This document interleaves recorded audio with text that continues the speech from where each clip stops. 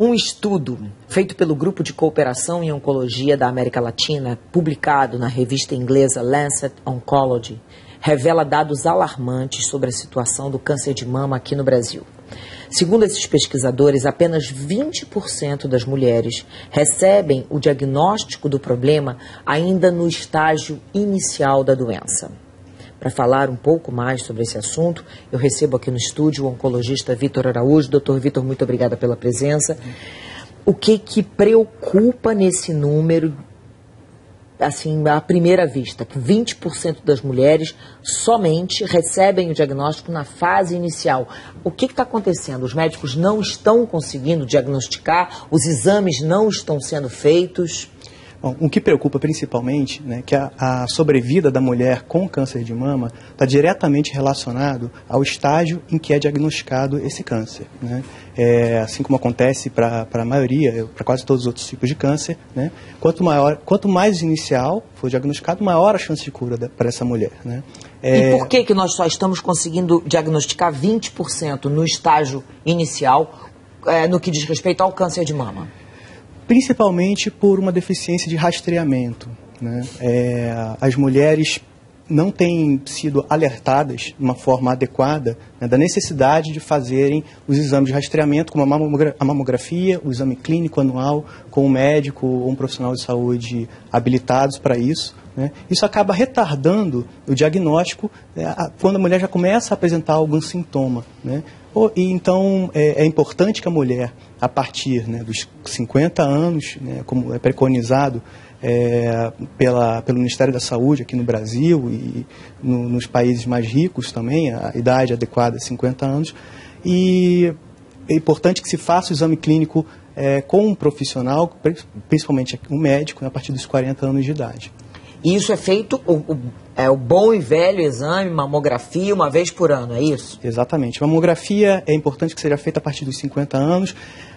E o exame clínico a partir dos 40? Clínico a partir dos 40, exatamente. Agora, isso a gente sabe que existe inclusive uma lei que permite que a mulher pode pedir uma folga, isso é muito importante lembrar, a mulher pode pedir uma folga no trabalho uma vez por ano para poder fazer esse exame, ou seja, a mulher tem o direito de ter uma folga no trabalho para fazer esse exame. Isso é uma questão cultural, porque a impressão que a gente tem é que no Sudeste isso está já mais percebido pelas mulheres. É uma questão regional que está dificultando? A questão do acesso aos exames de rastreamento, principalmente a mamografia, né, diz respeito primeiramente à disponibilidade dos equipamentos, né? Essa disponibilidade ela não é igual ao redor do país.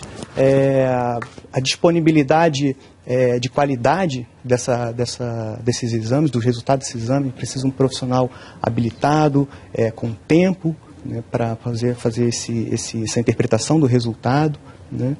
E a mulher precisa também ter a oportunidade, né, de que o sistema de saúde ofereça esse exame naquela região em que ela se encontra, né? Alguns estudos mostram que só 20% das mulheres na América Latina, né, têm esse acesso, elas têm a oportunidade de fazer a mamografia, né? Então é um número muito baixo ainda quando se comparado a outros países mais desenvolvidos. Por falar em número, vamos fazer uma comparação do quanto o Brasil gasta ou investe ou enfim, destina para o câncer de mama, para doenças do câncer de mama e os outros países. A gente está muito distante ainda, doutor Vitor?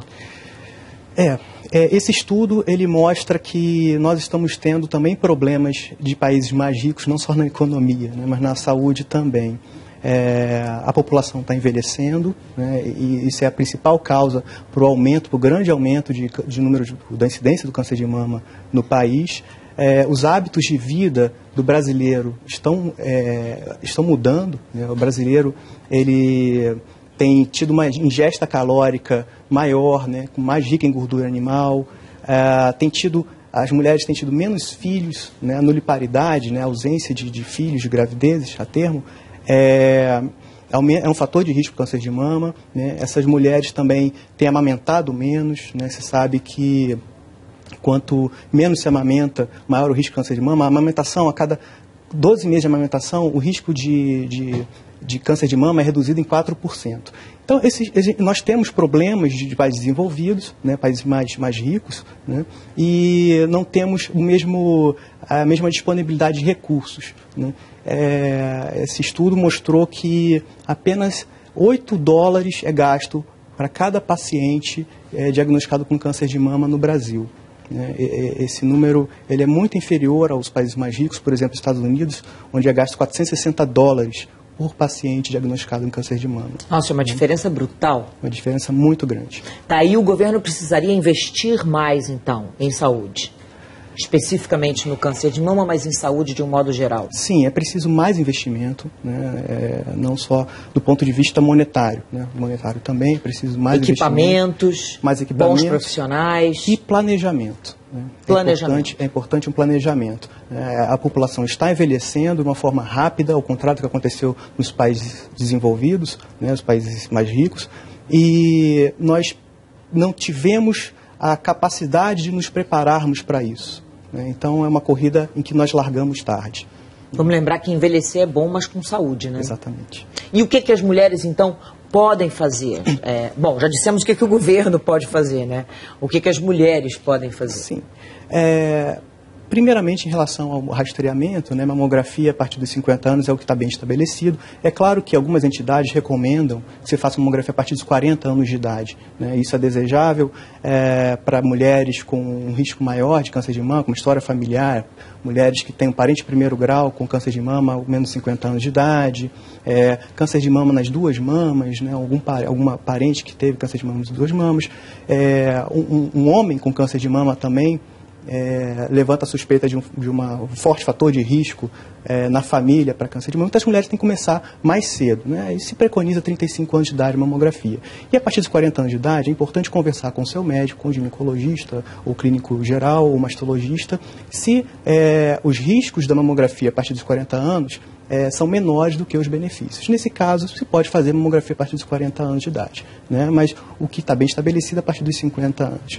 E o exame clínico da mama também, por um profissional habilitado, né? Um ginecologista, um mastologista ou qualquer outro profissional treinado para isso, que identifique pequenas lesões na mama a partir dos 40 anos de idade, todo ano.